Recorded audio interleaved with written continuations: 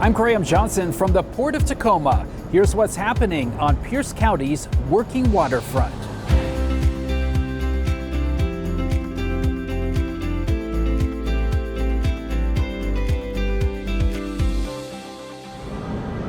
We begin this month with a big event introducing local high school students to careers in the trades. In May, more than 700 students from across the South Sound gathered at the Washington State Fairgrounds for the Pierce County Construction Career Day presented by the Port of Tacoma. Students learned about careers in a variety of industries.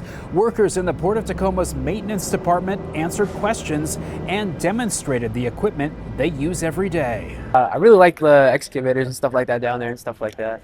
And just learned about the Port of Tacoma right here. Next to the Port of Tacoma's booth, students met representatives of the Tacoma Youth Marine Foundation and saw a demonstration of the robotic technology planned for Tacoma Public Schools' Maritime 253 Skills Center, which is opening this fall to high school juniors and seniors from across the South Sound. Enrollment is now open on the district's website. And this is Maritime. A new video series called This is Maritime is now available on the Port's website and social media channels. It showcases people in the maritime industry talking about their work in the career pathways offered by Maritime 253. Construction of the Maritime 253 building along the Foss Waterway is now finished, and the school district is preparing to move in. Next door at the Maritime Center campus, the Port of Tacoma is building a new business office, which will open in the spring of 2027. In late May, Port commissioners toured the construction site with Congresswoman Emily Randall and also with members of the Tacoma City Council. Very proud to be able to show this. This is going to be around for history. Walls are now going into the new port office building. The Maritime Center project included environmental cleanup and shoreline restoration, an effort that just earned a statewide award. The Washington Public Ports Association honored the Port of Tacoma with the 2026 Environmental Stewardship Award. The award recognizes the port's restoration of the shoreline along the Foss and Wheeler-Osgood waterways and the removal of 39,000 tons of contaminated soil left over by previous property owners. The Maritime Center will have many sustainable features, including 700 solar panels. There's new work to clean up legacy contamination on port-owned land. This spring, contractors installed monitoring wells near the former Sound Mattress property. It's a step toward remediating pollution and putting the property back into productive use. The port does similar work on port-owned land across the Tacoma Tide Flats.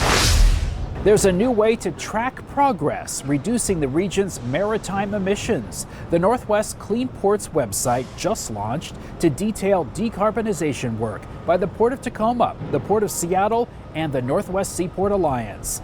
You can explore the steps being taken to phase out emissions by 2050 at nwcleanports.com.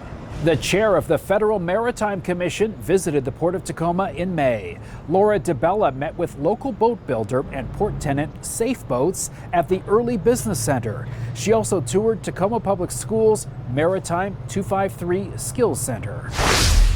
We need vendors and contractors to help us out. That's where you come in. Port of Tacoma Executive Director Eric Johnson welcomed business people to Grit City Connect, a contracting event sponsored by the Port, the City of Tacoma, Tacoma Public Schools, and Parks Tacoma. The event helped demystify the public sector contracting system and help contractors and subcontractors learn how to do business with local governments. It also helped with networking. It's definitely worthwhile. It gives us an opportunity to see people face to face. For details on how to do business with the port, check out our story on the news page at portoftacoma.com. The port's 5 commissioners meet each month at the Fabulage Center off Port of Tacoma Road. The meetings start at noon and public comment is welcome.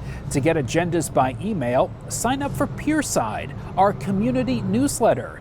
Pierside subscribers find out first when free tickets become available for Port of Tacoma boat tours. They'll be held this year, September 13th. You can subscribe to Pierside from the homepage at portoftacoma.com. Finally this month, Port-inspired art by local students. Just gonna free draw it here. Students at Aylen and Callis Junior High Schools in Puyallup created art based on what they saw during a tour of the Port of Tacoma when they visited a cargo terminal.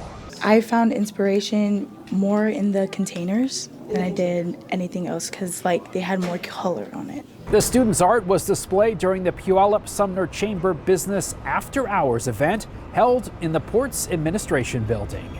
Thank you for watching. We'll be back in July with a new edition of Working Waterfront.